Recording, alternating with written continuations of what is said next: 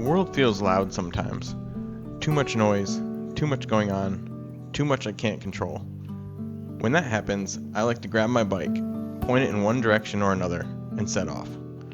On those rides, I don't really want to think about anything. So what kind of bike is perfect for that? I decided a single speed might be exactly what I needed. One gear, fewer cables, fewer decisions. Less bike to think about, more bike to ride. And when I saw this old Marin, something about its stance and simple paint job told me this might be the one. The only question remaining was, could I turn it into the perfect getaway bike?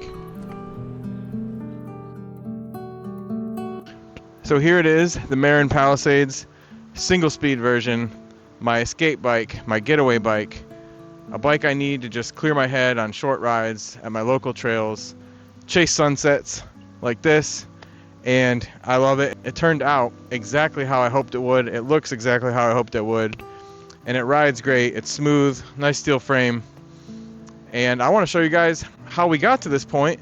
So let's go back to the kitchen and see where this all began.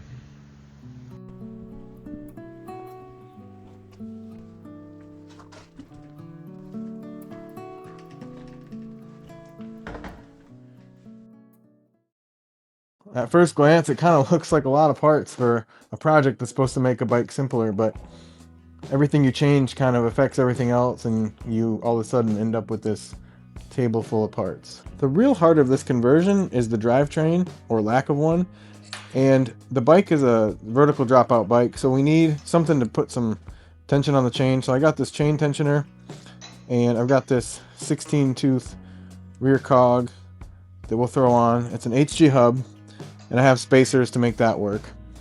I'm going to pair that with a 34 tooth chainring.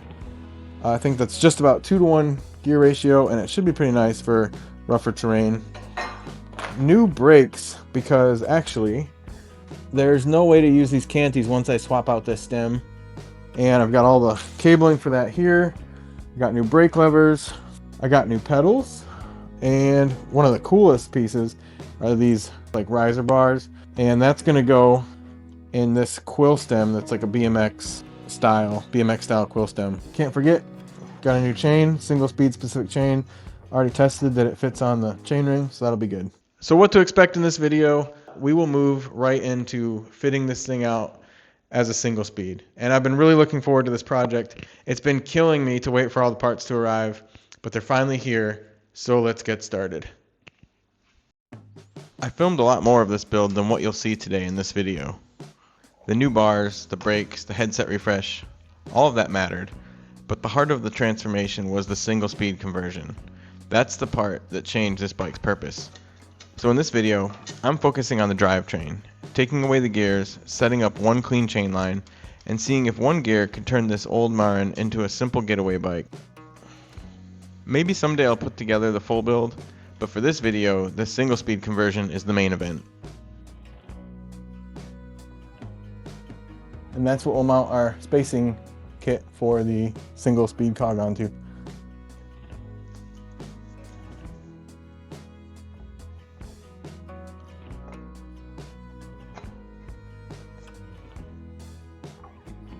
I can already tell we might have problems. You see how much space is between here and here? Because this bottom bracket is designed for a 3x crank set, and this is a 1x, so it sits way out here. We might need another bottom bracket that's shorter just because we don't want a chain that's way out here. I'm gonna put the chain ring on the inside, and that should get us a few millimeters back. So give me a second.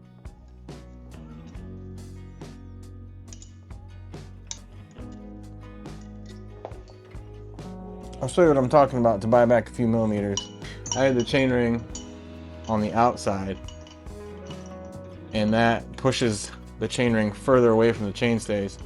So we can rebuild the chain ring like this, and that will push it back towards the chain ring and get us a few millimeters back. So let's do that.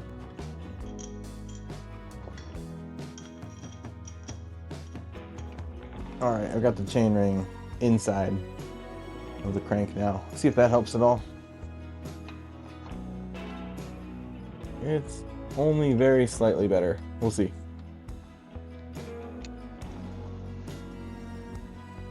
We're gonna try this bottom bracket.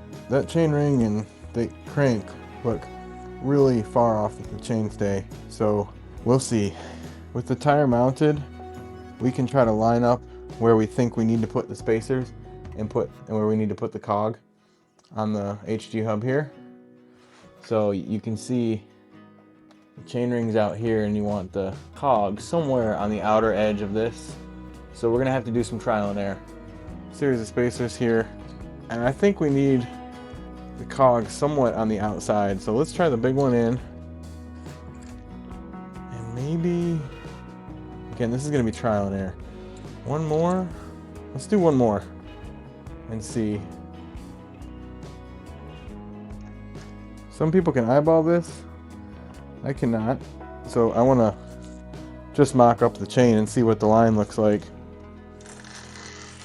And then over the cog, you know what? You guys will tell me if I'm wrong, because all of you know more than I do, which I mean that, by the way. That looks okay, I think. It might be easier to see from down here. But here's the bike. Now the chain's drooping because it's not connected to anything. If we pull it taut. Uh-oh. Is that close? It looks pretty straight, I think. It doesn't feel like it wants to pull any certain direction. You know, looking at it without the chain, I think the cog needs to come out away from the spokes. Maybe one more click. Let's try that. That's as good as I'm gonna get it. So we will install it this way and see if it works. If it doesn't work, we'll at least have a mock-up of what the bike looks like until I can get the right bottom bracket tool to switch out the bottom bracket. Hey, so the way this thing works, this portion I think goes through where your quick release axle goes, and then you bolt. There's a bolt that comes with it. It'll bolt in right here, and there's adjustability with here and here to be able to tension your chains. And then just get this back on to hold it in place, and so the wheel doesn't fall out on me. We'll call that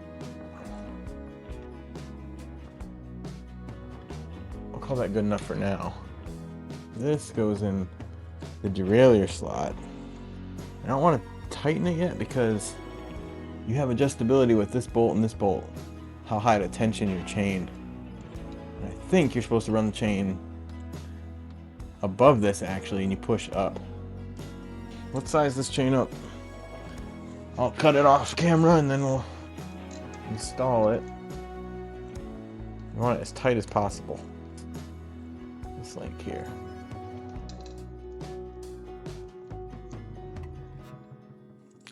It said get it as tight as you could. I did that.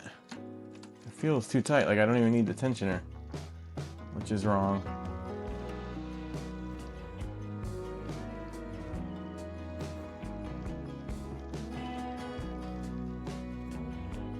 I might have to bring the chain back in towards the cog back in towards the hub. I moved it back out, but I don't know. It's hard to tell on camera. I'm gonna have to look in person.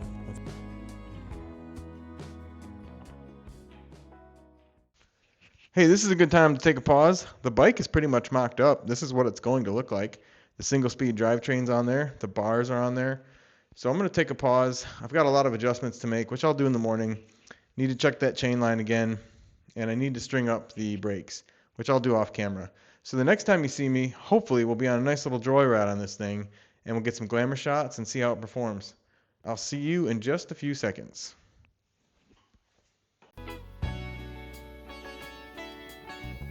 In the morning, I still had a few things to finish up. Sizing and cutting the housing, stringing up the brakes, and making the final adjustments. It took a little while to get everything dialed in, but thankfully there were no major setbacks. But then sadly, I didn't actually get to ride the finished bike for a few days. Things were busy around the house, and the Marin just sat there waiting for me. But finally, one night after work, I had a few free moments, and somehow they lined up with beautiful weather. So after all the parts, all the fiddling, and all the little adjustments, it was finally time to take the bike out for its first joyride.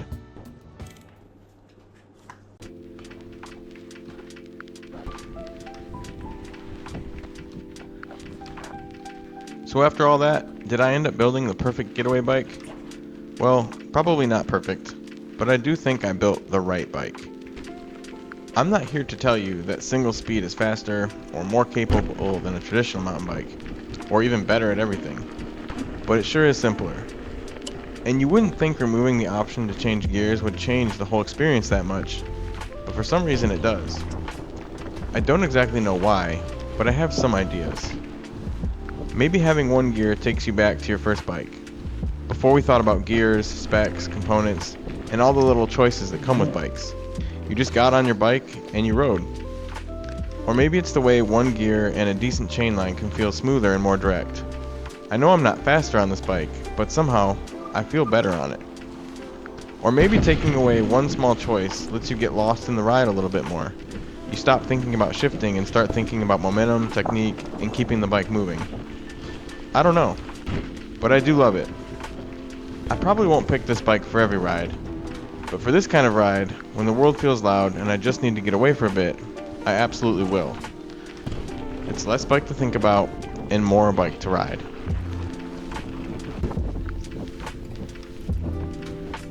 Some people say single speed bikes only give you one wrong gear for every scenario, and honestly, I can see that criticism.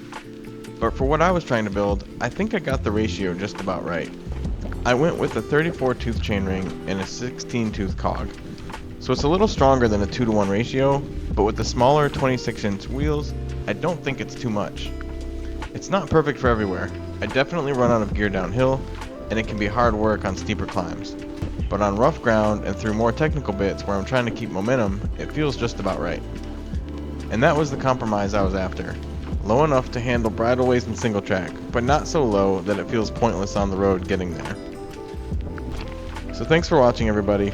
I don't always plug for likes and subscriptions, but if you did make it this far, maybe you liked this video. So please consider subscribing and hitting the notification button so you can see when the next video drops. Thanks guys, I'll see you next time.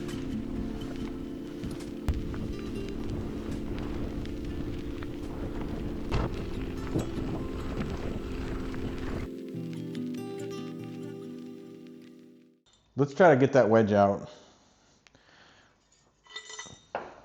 Oh, okay. I'm glad we did that. Thought getting this out was going to be a much bigger ordeal, and it fell right out, and I feel kind of dumb. So let's move on.